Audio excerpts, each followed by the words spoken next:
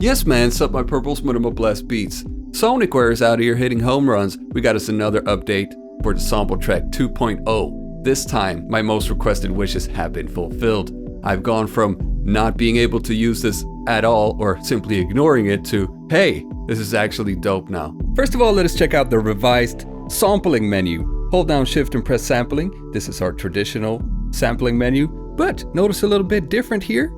I do. First of all, you can select your input source straight from here, which makes it a lot quicker than before, where we used to have to hold down function and press recording source. Well, a little bit faster at least. We can control our monitoring and set the volume for it, on or off. We can select whether we want to normalize the psalmagon right after sampling it, rather than going in through the pool and doing it manually, saving a few steps there. And each one of these is highly appreciated because the more we can cut down the steps in the workflow, the happier I am, you know what I'm saying? Next, we can push down the value knob and choose whether we want to have the automatic sampling or sampling threshold really on or off. And if it's on, you can also select where you want your threshold to be. Right now I got my microphone. It would start recording around here. We got this automatic save toggle right here, and we can choose whether we want to save it straight to the pool or the project. I'm going to be sampling from my left line input, so I'll choose that over here. And we're going to leave this menu for just a tiny second, go back out into the main place. Right now, I'm going to push down a pad. You won't see it right now on the screen, but I'll be pushing down a pad and we will perform something called quick sampling. So if you want to just quickly sample to one of the tracks, just hold down the pad of that track. I'm going to press pad 5 now. Now we'll sample straight to that. Let me show you how it works. I got my Amiga hooked up here to the right with some samples on it. Important to note is that you don't have any detailed settings in this menu. It will listen to the settings that you have set up in the sampling menu. Auto rec is on. My threshold is right above the noise floor. I hold down track 3, play it.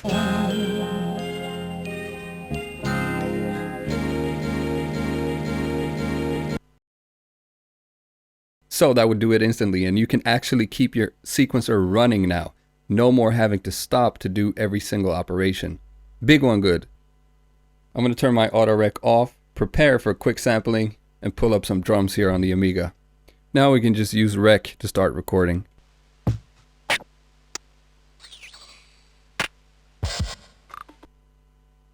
Okay, finished. Now I want this to be a drum kit. So I'll select drum kit. We'll see how auto slice. Great, hit next. Let's assign these slices. Let's go to next. See what else this got to offer. This is something I've been on them about since the very beginning. Yo, you need to put this, you need to fix this. And I'm so happy that they keep working toward that goal. We're almost at that 100% line with all my feature requests, you know what I'm saying? At first glance, it looks like a per usual thing. But if we go into this kit menu, first of all, you'll notice you can set the BPM up for the project right here. Very nice shortcut. Tap it to tap the tempo in. Now, of course, I have my sampled sounds in here, but if I wanted to, I can browse the kit straight from here. Either go into the preset folder or the project. From here you can browse all the preset kits. We also have these preset patterns all over. Now you'll notice that we're switching kits as we're going through the different preset patterns.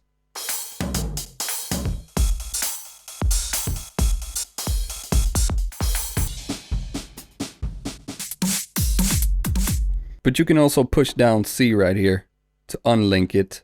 That means your selected kit is going to be independent from the selected pattern. So you can lock in on your kit and then select a preset pattern.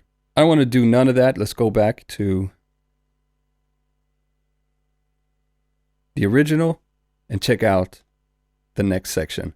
Now, some of these things you would have to go into the drum kit edit to change. Now you can instantly change the level, the pitch, the pan, and the send level of each individual sound straight from here.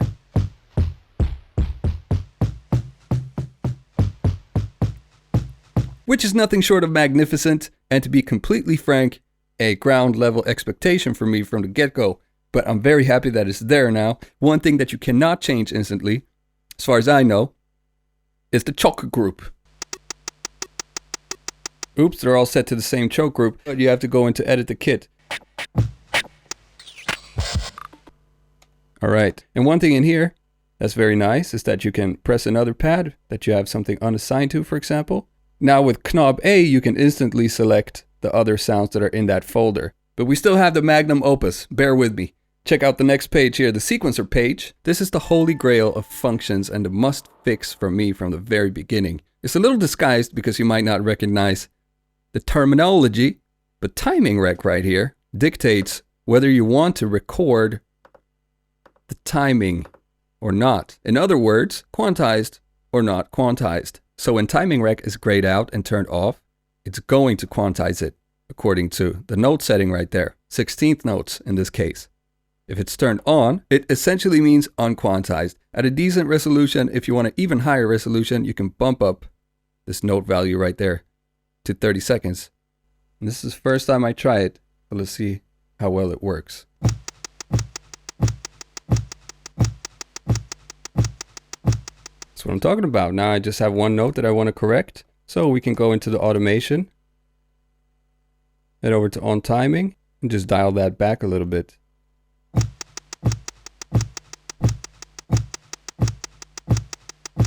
That is amazing. Now keep in mind that if you did do a quick in there, it would be still quantized within the grid of a 16th note. So if you want a higher resolution, again,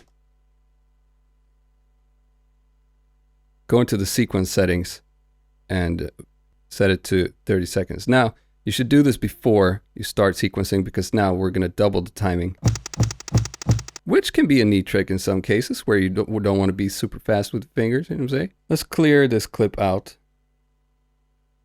from everything.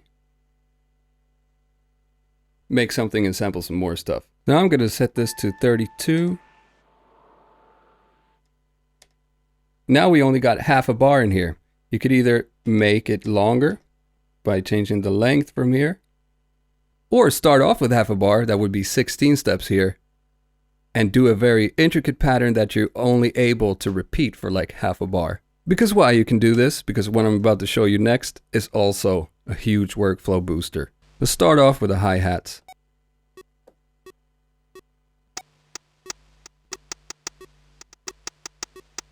Little interesting, very sloppy thing. Let me show you what I was talking about that is revolutionary. See this right here? Duplicate. If we click that, click the C knob, we have doubled what we just made. And then we can keep building like that. So now we got this. I know that this one bar, all of the elements that are in here, they're going to be constant, more or less. And I want to double this one more time, add a couple more kick hits and something else at the end of the second bar. All we need to do is duplicate it.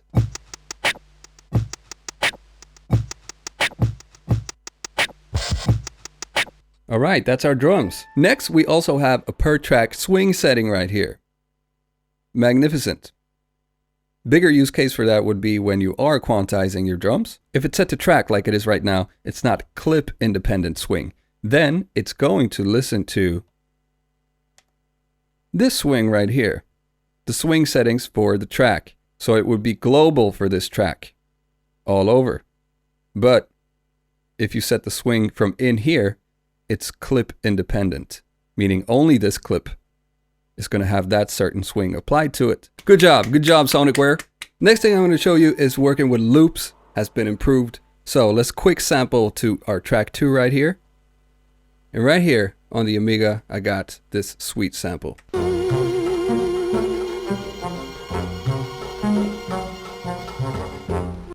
Let's record that.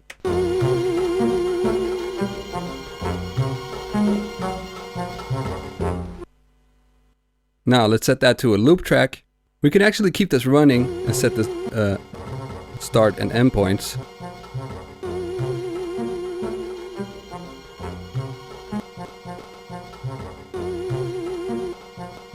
Now let's set the bars to 2 bars because that's 2 bars. 86.5, that's a little bit slower than our current BPM, 87. Let's go to next now. We can choose whether we want to time stretch it or not. Let's try that. It can't be too horrible. Target length, 2 bars. Now we're in the edit menu of the loop.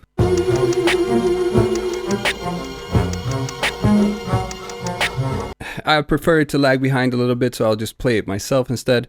But the point is, you can change the start and end points of the loop in here now.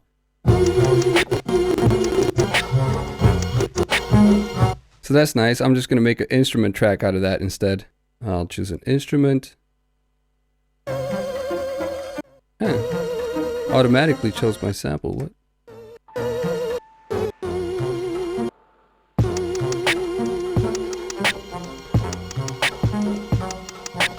Right, so we'll lay that down. We'll turn on timing rec. We will duplicate it so we get 2 bars there with 16ths. I prefer this because I have a little bit more control over it when it gets triggered. So the timing is right, wrongly right, rightly wrong.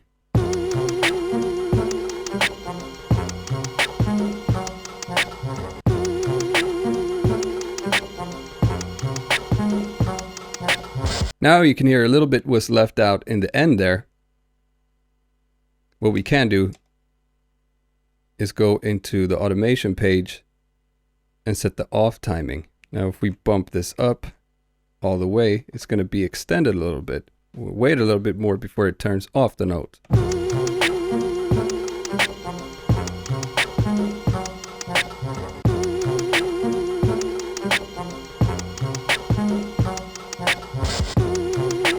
We can of course also go into the envelope of the instrument, envelope setting, and bump up the release a little bit.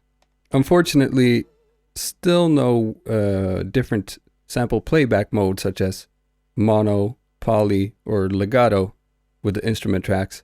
That would be very convenient as well. But this is sure a lot better. I could not lay down a bass line before because I want the bass to be just behind the kick, so I ended up just not using it.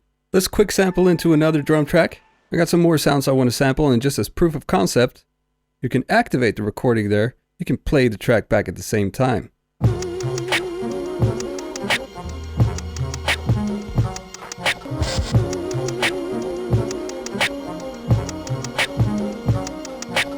These are always going to be one shots. There's no way you can hold down the pad like a note on or a ADSR type of thing with the drum kit sounds. A workaround for that is setting another sound or an empty sound to the same choke group. For example, now these are all set to choke group 1 by default, so I can turn it off wherever I want to by pressing a pad that has no sound on it but still has the choke group 1.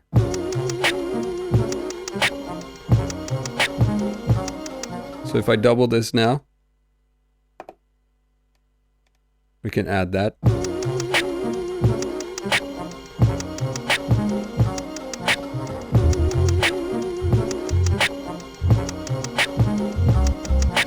There's some other stuff in here for some more in-depth specification analyzing. I suggest both reading the release notes and checking out Chris Lodi's update video. But there's one more thing I want to mention, and that is that if you don't have a global track right here, let's clear this global track. Before this update, you had to initialize the track, which took some time. Now it's almost instant. Bang, you're in there. Also, the waveforms look a little different apparently. And once you've initialized your global tracks, you can pop your SD card in the computer ordinator device and replace them with something else, which is pretty dope.